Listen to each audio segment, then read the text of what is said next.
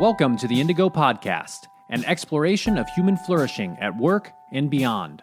I'm Ben Barron of Indigo Anchor and Cleveland State University. And I'm Chris Everett of Indigo Anchor. For more information, please visit us at www.indigopodcast.com. All right, so hey everyone. Welcome to the Indigo Podcast. Ben, what are we going to talk about in this episode? Hey, Chris. So this is going to be a little bit different from our other episodes because what we're trying to do with this episode is to provide folks who don't really know us and don't know about the Indigo Podcast a little bit more information. So in this episode, which we recommend that if you're not familiar with us or the episode or the podcast, that you start with this episode, we're going to talk about us a little bit and where we've come from, how we've come to view the world and so forth. And then we're going to talk about this podcast, the Indigo Podcast, why we're doing it and our approach toward it.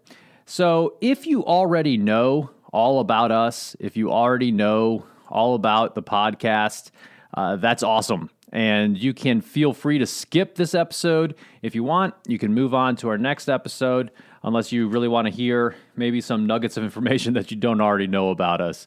So that's what we're doing in this episode. Yeah, so I guess let's start with how we met. Ben. How we met. 'Twas a dark and stormy night. Well,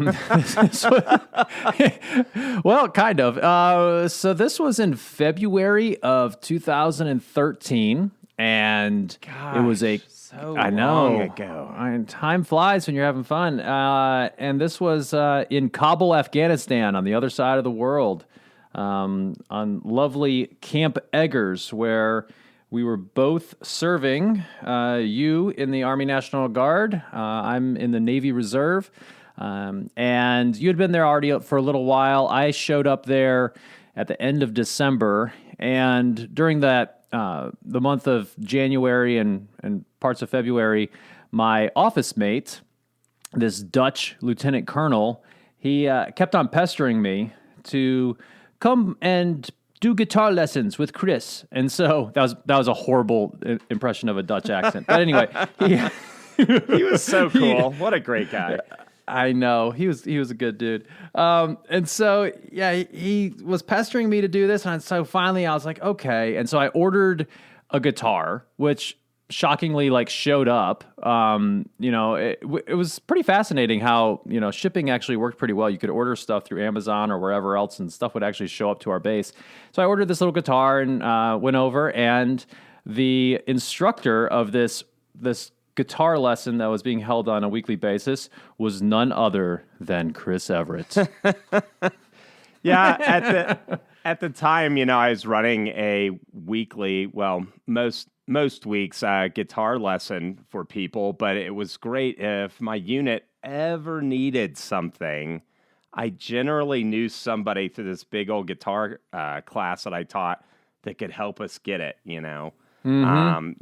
a part for repair or expedited approval for something. It's actually pretty good thing to do at that point. Yeah.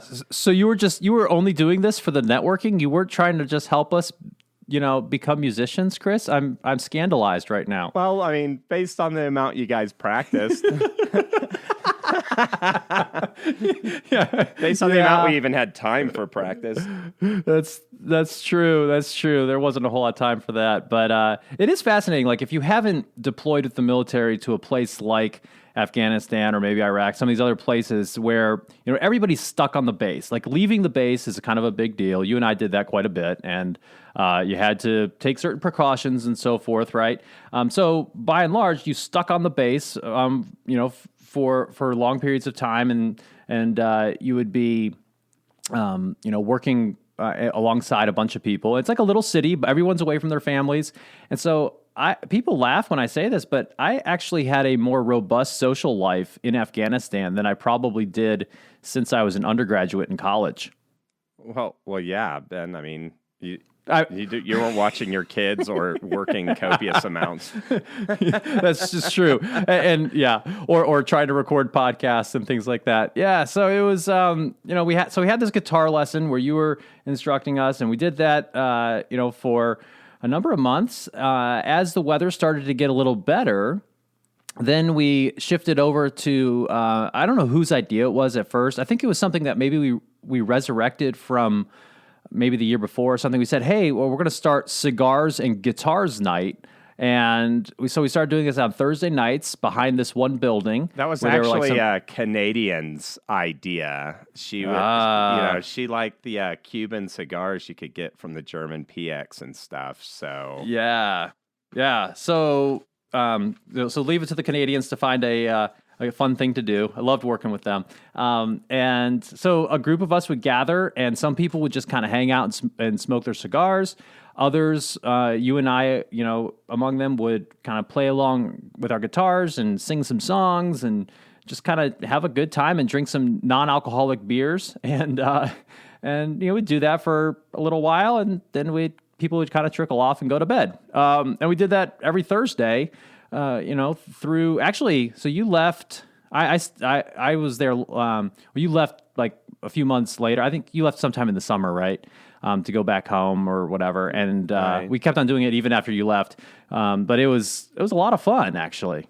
yeah, that was it was like bad karaoke sing along. With It was. with whatever radio hits at the time. A lot of '90s. Yeah. Right. And of course, along the way, we were, you and I discussed, what we kind of did in our civilian worlds. I knew that you, did some consulting work and so forth. And then you knew that I was a professor and a consultant in my civilian life. And that was kind of it. We didn't really talk a whole lot in depth about like our approaches towards changing organizations or any of that kind of stuff. Until we had both returned from Afghanistan. We were, doing our civilian thing. And then you reached out at some forget point. what it was. I was like, man, I wonder what Ben is doing.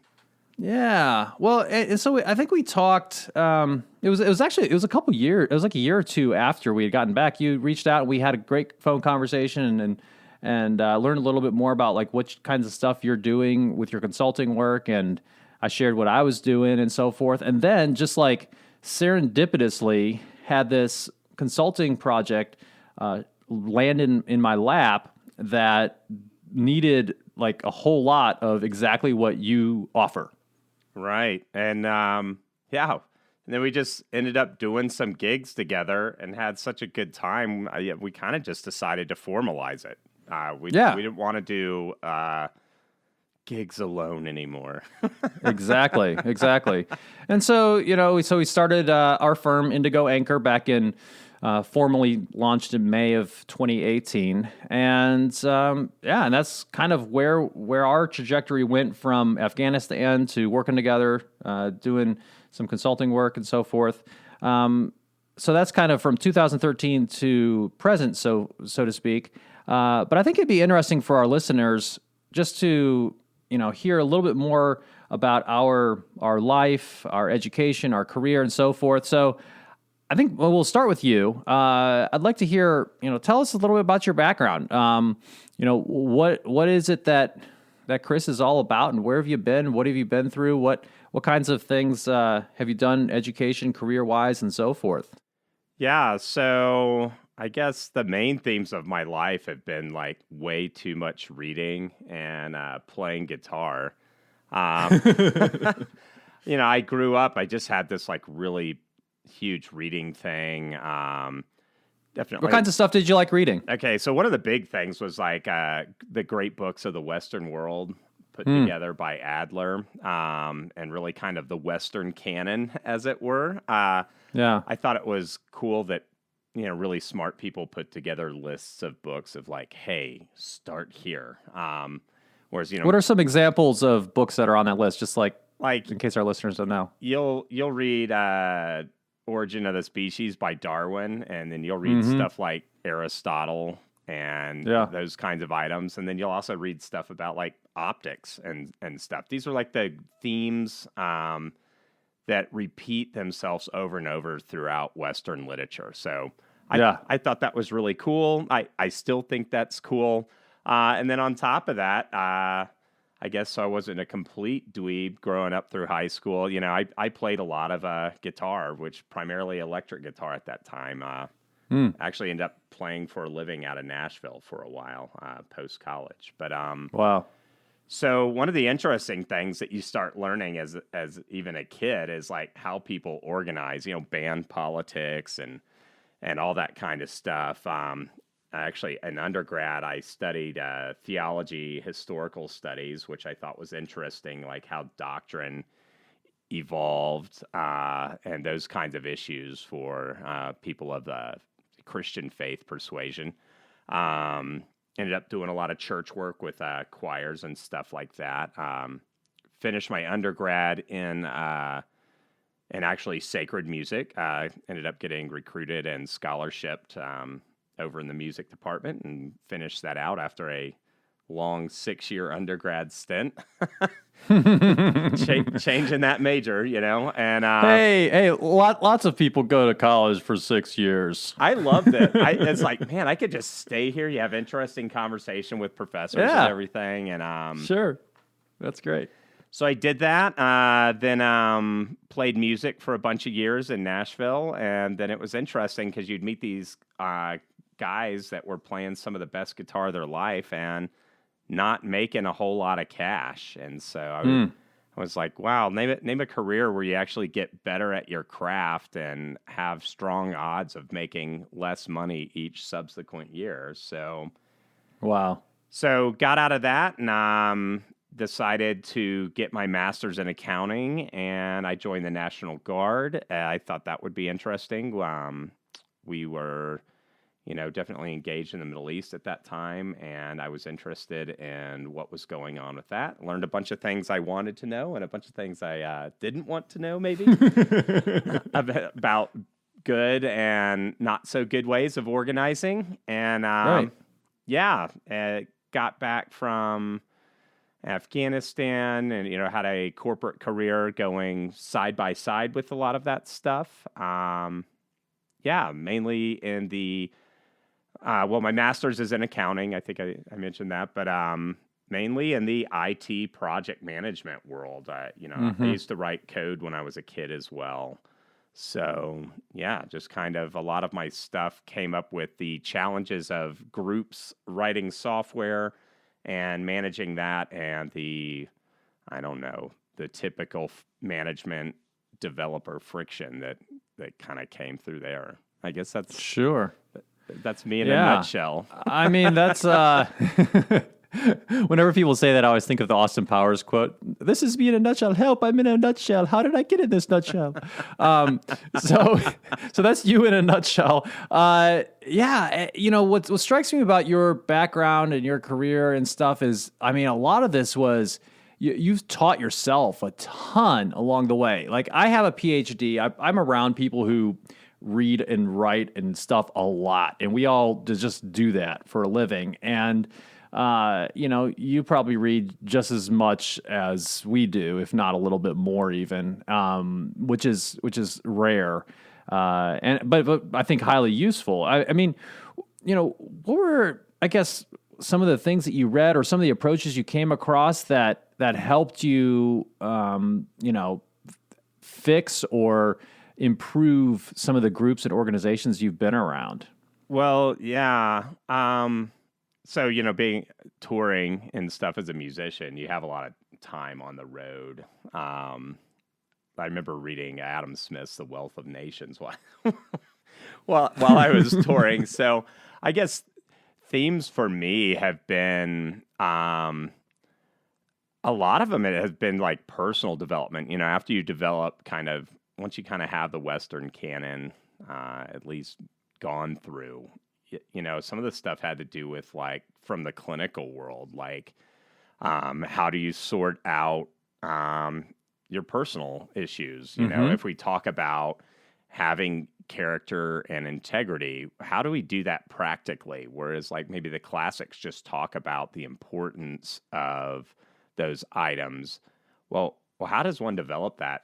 What's the how-to on some of that? And so, I read through a lot of pop literature, and a lot of that left me unsatisfied. So, going into like foundational theories about how our psyches are put together and how we make decisions. Right. Yeah, and so you didn't mention this, but you're married and have two little girls, and it seems like even some of the stuff that you've read to help with all of your relationships and strengthen all of that, like you've taken an evidence-based approach even towards those types of things, which has been really fascinating from my perspective. Yeah, my family didn't stay together, and that really was an impact on my life. And I was just surprised that like when I got married, inevitably all marriages will go through challenges, and Sure. there. I don't know. Like we met a lot of therapists that were like not so good. So no. So, it wasn't like, oh, just this wasn't a good fit. After you've been through so much literature, you could tell like maybe this person just kind of passed through their grad school and observation just with the minimum, Ugh. And or some of them were super smart, PhD credentialed, super engaged, and they just didn't have pragmatic ways of helping us get through that stuff. So that was something where I read through tons of that literature.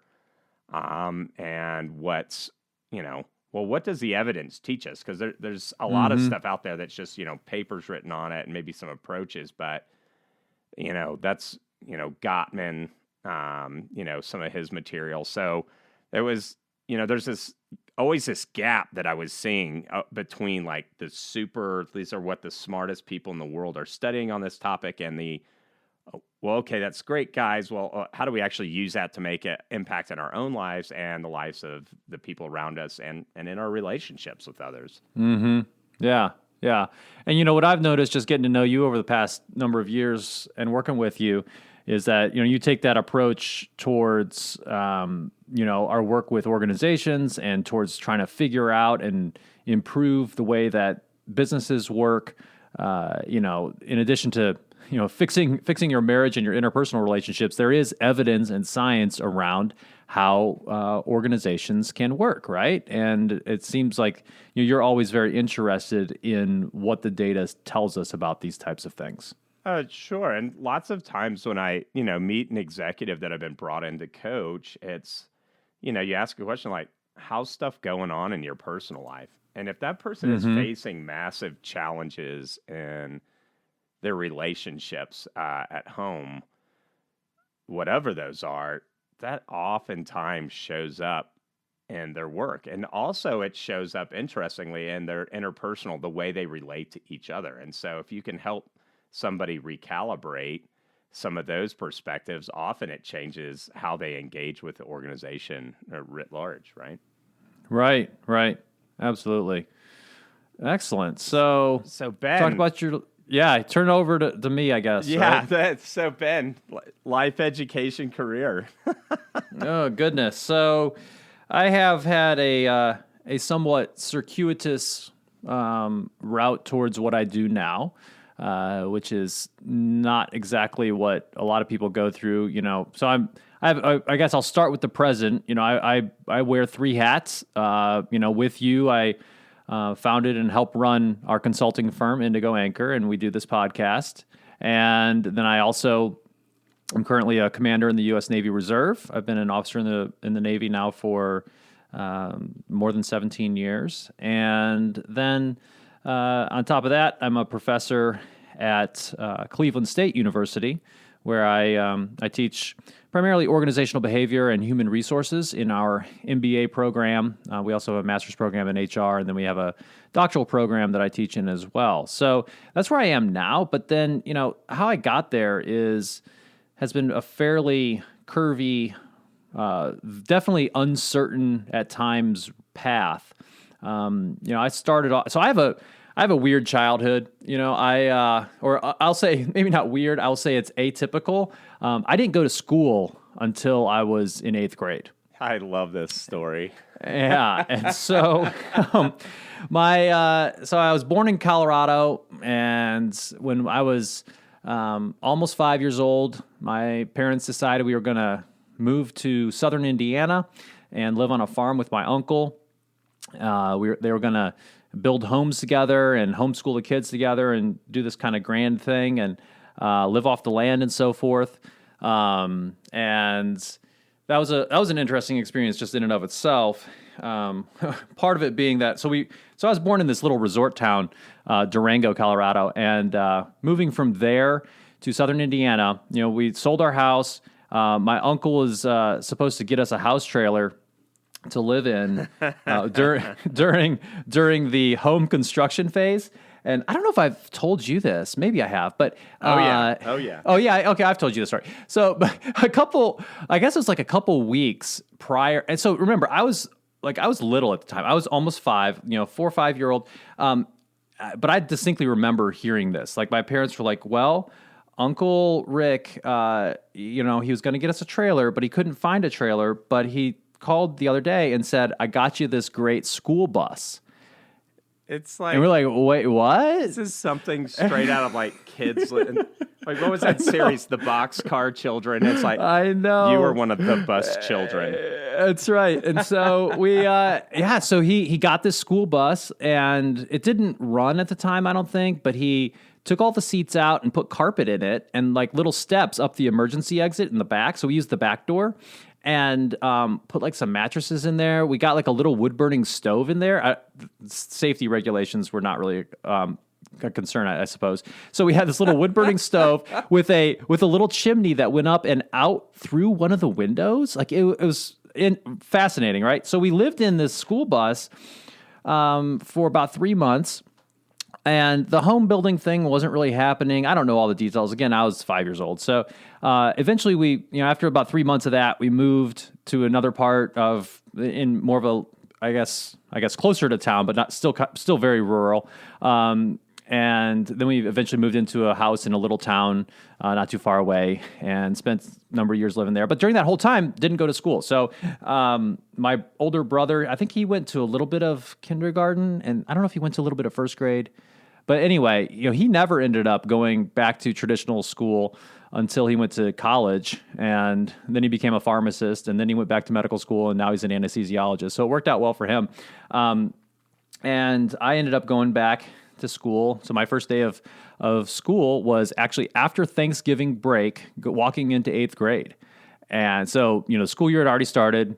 All these people already knew each other and they were friends. And it was like, well, here goes nothing. Just walked into school. So, it's like, are these desks? Do we sit in them? I know. It's like, and my education was actually similar to yours. We had big lists of books that we had to read. And then we had a formalized curriculum when I was, going through those first several years, up through 7th grade, for math and science and stuff. And we had some vocabulary, grammar type stuff we did, but everything else was just like homeschooled, basically. Yeah. Right. Oh, absolutely. Yeah, it was homeschool. So we were like, but we did a lot of reading, and so it turned out that all of that had prepared me actually very well for traditional education, and I along the way became very interested in the military, and I had this just passion for wanting to join the military and all that kind of stuff. At somewhere along the way, just kind of became fascinated with the Navy, became fascinated with the U.S. Naval Academy, and went through the whole process of both looking into and applying to the Naval Academy and to Navy ROTC programs for college. Actually got into the Academy and got a Navy ROTC scholarship. I ended up deciding to go with the ROTC route because that was more of a blend of traditional education with the Navy stuff along the side, and the outcome is the same. So went to Villanova University outside of Philadelphia. I was a double major in political science and communications there, and doing my Navy stuff along the way. The Navy work definitely took a different turn during the fall of my senior year of college, which was, it was September of 2001. And I distinctly remember, on September 11th, seeing a news report that morning of some sort of aircraft hitting one of the World Trade Center towers. Yeah. And, I remember it was a Tuesday because on Tuesdays on campus, we would wear our uniforms. And so I was in uniform that day. And very shortly thereafter, many of us went over to where our Navy ROTC building was on campus. And we just stood there watching, and we saw live, the buildings collapse. And we knew at that moment, especially those of us who were seniors and planning to be commissioned as officers, that following May, we knew that, hey, like, this isn't just go serve, do your couple years in the Navy or whatever. You're going to war. Yeah. And that was a turning point, certainly for me. After, finished up that year, was commissioned as an officer in the Navy and headed off to serve on active duty. I was on a destroyer, USS Preble, which is at the time, it was a brand new guided missile destroyer, home ported out of San Diego.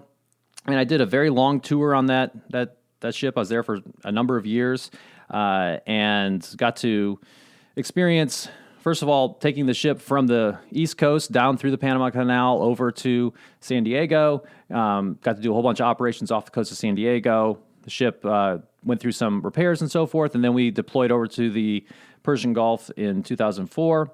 So I got to see all that, got to do all kinds of interesting things during that deployment, see a little bit of the world.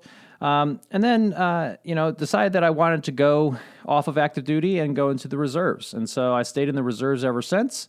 And then, obviously got deployed to Afghanistan during 2013, spent all of 2013 as an advisor to the Afghan National Police in Kabul. And that's where I met you, of course.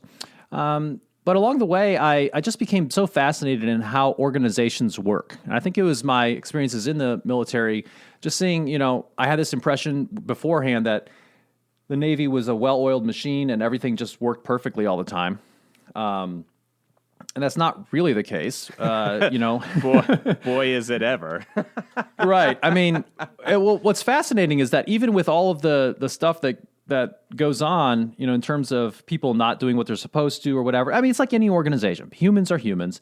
But even with all that, we still maintain ourselves as, no kidding, the best Navy in the entire world that has ever existed. And, so I really became fascinated in issues of leadership and organizations and culture and things related to all of that, and how kind of the human side of how organizations function and how we can continually make them better.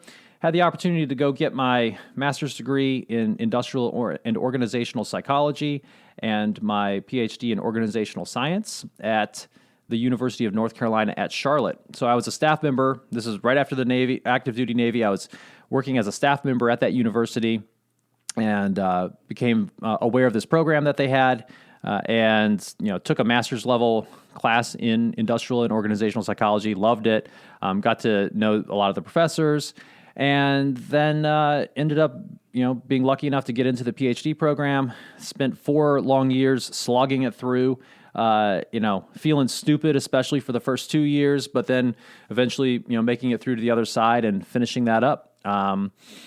I then went to Northern Kentucky University for a number of years as a professor there, also in the field of management. I missed, 1 year while I was there because that's when I got deployed.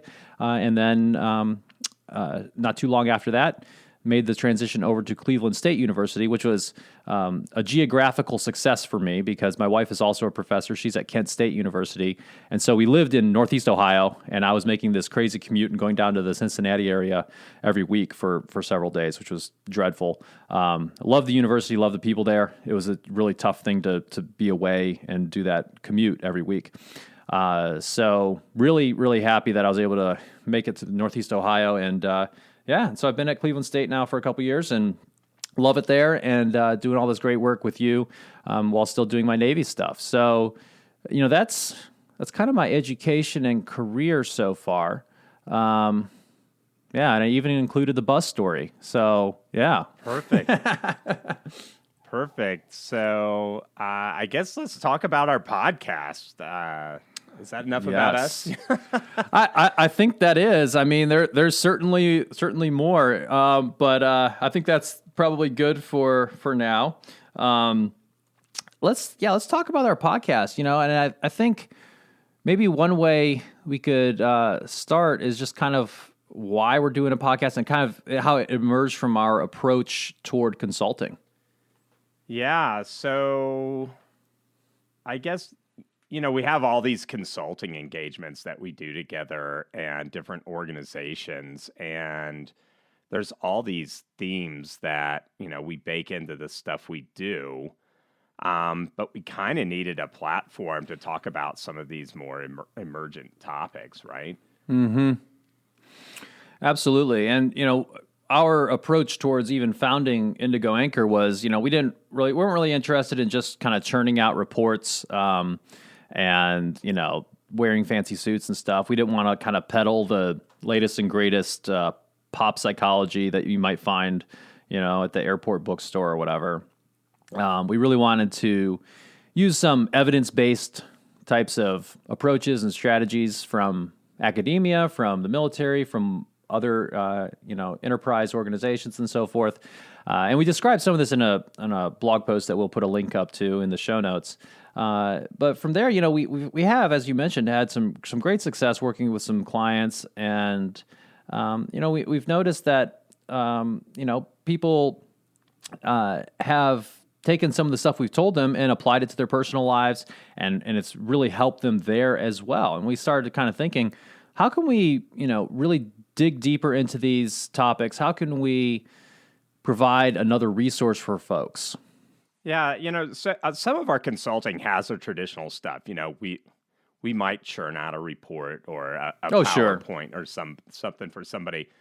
But one of the things about us is we actually want to roll our sleeves up and get in the trenches with people and do in-depth fixes. Now, that in-depth fixes isn't just like, okay, we did a Six Sigma project or something, or we tweaked this process, but it actually has to, involve both the individual, what's going on in their individual life. We talked about like, hey, are you okay at home? How do you have a growth mindset in your relationship with others? And how would we know that? How might you know that about yourself? So that like individual piece. And then also like team and broader organizational dynamics. That stuff crosses over into, and I mean, this is probably one of my favorite things, all these great themes from humanity, Aristotle, even, I hate to say it, Machiavelli and these kinds of people talk about this conversation that we've had as humans, right? And so like our consulting work ends up being like people work.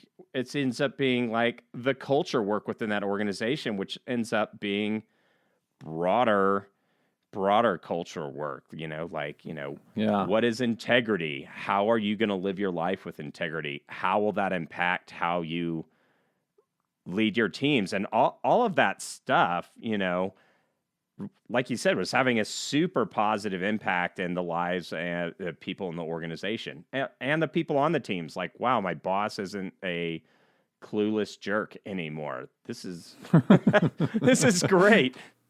Yeah. And I thought that helped us reach a broader audience than just the organization individuals we're working with. And, a podcast helps us bake those themes into people that may not have the benefit of a consulting engagement with us.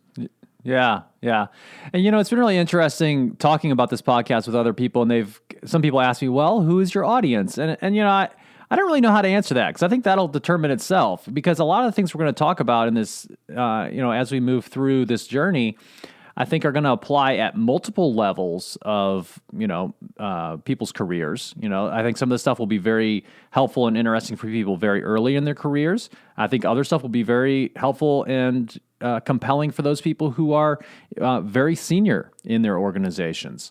And I think the thing that's going to determine whether or not people like our podcast is really whether or not they are curious and want to go beyond just the, hey, here are 3 things you can do to make your life amazing types of approaches that we see everywhere.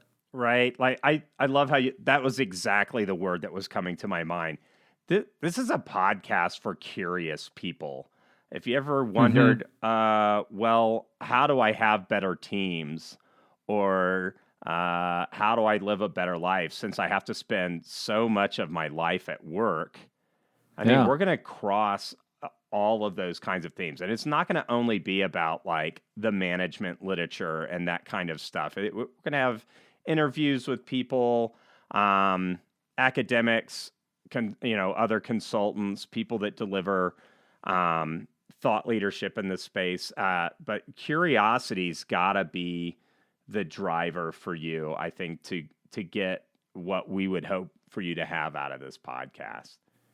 Right. And, most of the podcasts, so you and I both listen to a lot of podcasts, and, you mentioned that you have a background in music. I, have also dabbled in music as well. And so we have kind of this recording background too, which makes this useful for what we're doing here. But, when you and I have listened to a lot of the other business and management and leadership related podcasts out there, one thing that you and I have discussed is just that, many of them tend to really try to oversimplify, I think, the complex nature of organizational life and try to, and they, I don't think I think it is well intentioned usually. It's like, hey, I want to give these people some, 3 easy steps to do something.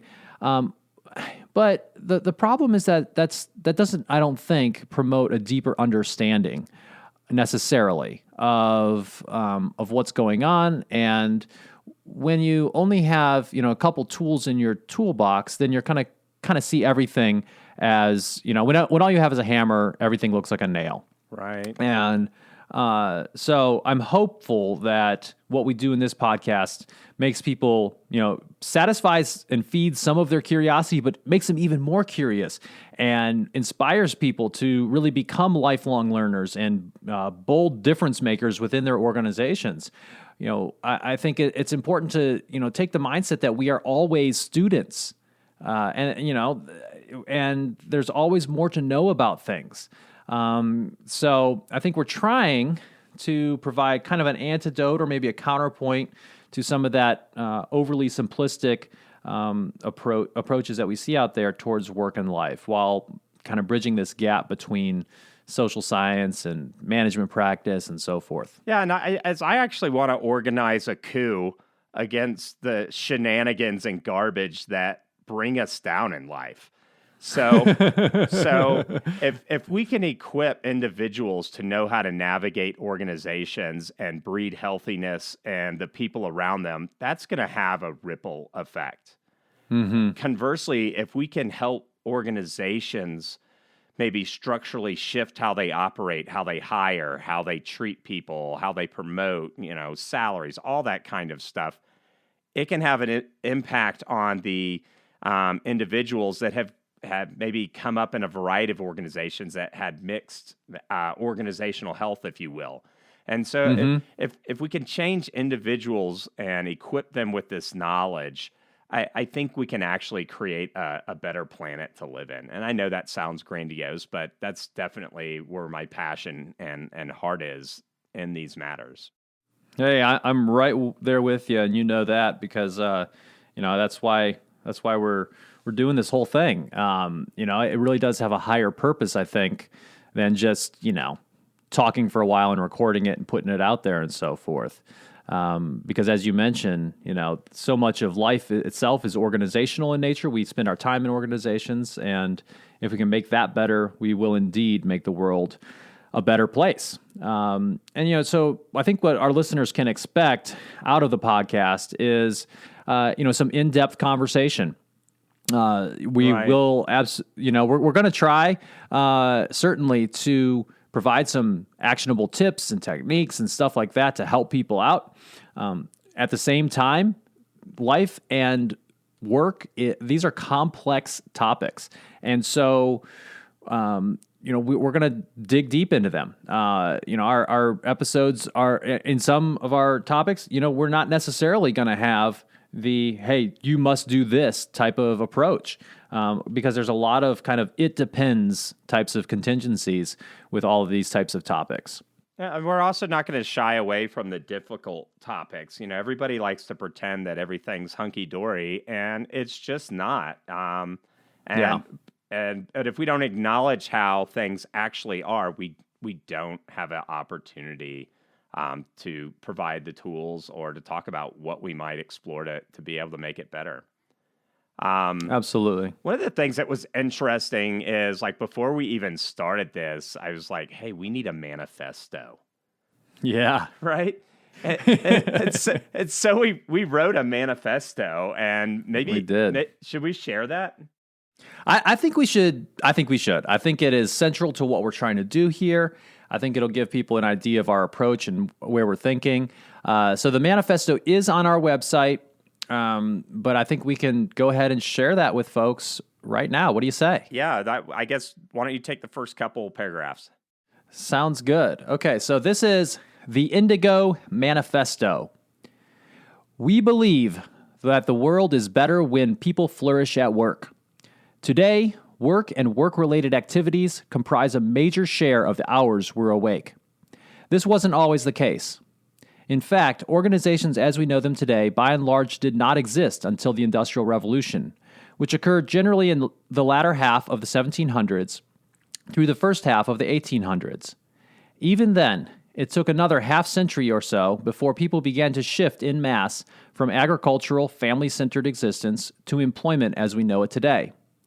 Prior to this shift, the primary large organizations with which people interacted included only governments and their military forces, along with various organized religions and some educational institutions. Yeah, so now we live our lives in many ways through and as member of organizations. Many of us are born in healthcare organizations. Shortly after birth, at least in the United States, we enter various government organizations that register us, issue us birth certificates, and issue us social security numbers. It's likely that we then often experience various forms of child care organizations, followed by preschools, schools, and work organizations. Along the way, we're likely to spend some time in various other organizations, be they civic, sports-related, religious, or social in nature. Of course, we also engage in and with numerous organizations on a daily basis through our work, commerce, and play. All of these organizational encounters and experience shape us. They give us identity and answer the question, what do you do? They put us in contact with numerous other people who influence us, who in turn we influence. Because of these realities, these taken for granted features of modern existence, if we want to make the world a better place, a great place to focus upon is the workplace. Focusing upon work and the people that conduct that work is our passion. And by improving the conversation and path forward regarding the future of work and organizations, we hope to have a positive influence on people everywhere. We believe that human flourishing is a complex, multi-level interaction. That brings us to the idea of flourishing. What do we mean by human flourishing? We understand human flourishing through both what it is and what it is not. Flourishing is akin to thriving. It includes the full spectrum of wellness. It includes growth, resilience, and living a life in an optimal range of one's potential. Flourishing is not simply human survival. At an individual level, human flourishing has psychological foundations and components, along with associated notions of how we see the world and our place within it. The vast majority of modern existence puts us in contact with others. These interactions raise the questions, how should we act in the world? The answer to this question involves an examination of morality and what compass might guide us as we move forward. Modernity is a story of emergent human thriving. Despite the many substantial problems and suffering that certainly exist, quality of life has indeed improved dramatically during the past 2 centuries. And yet, technological advancements pose new challenges regarding the world of both work and daily life, along with the intended and unintended consequences of those advancements. Given that life is organizational in nature, the concept of human flourishing necessitates an exploration of the relationship between people at work as individuals and the organizations in which they are members. It also involves the complex interactions that we have with each other on a daily basis and how we navigate social norms. At some level, we want people to admire us, to like us, to want to be around us, and we want that admiration or connection to be deserved. We want to be worthy of it. But what does that look like, and how do we achieve it in a modern society and in the modern world of work? Beyond the individual and team or organizational level, human flourishing involves additional questions about our communities, the social fabric that brings us together or creates fault lines between groups, and the broader context of all organizations. These broader collectives must also ask themselves, how should we act in the world? With regard to human flourishing, the connections among employees, organizations, their various stakeholders, and their specific environments matter greatly. Suboptimal flourishing is a loss of life that has nothing to do with death, but a loss of the life best lived. This is the stuff that makes the world better. This flourishing must be enabled by both the exploration of these larger themes and sets of actionable practices. Human flourishing is necessarily a complex topic, yet is one of the utmost importance, with implications for society, organizations, teams, leaders, and daily life. We believe that opportunities to improve human flourishing abound.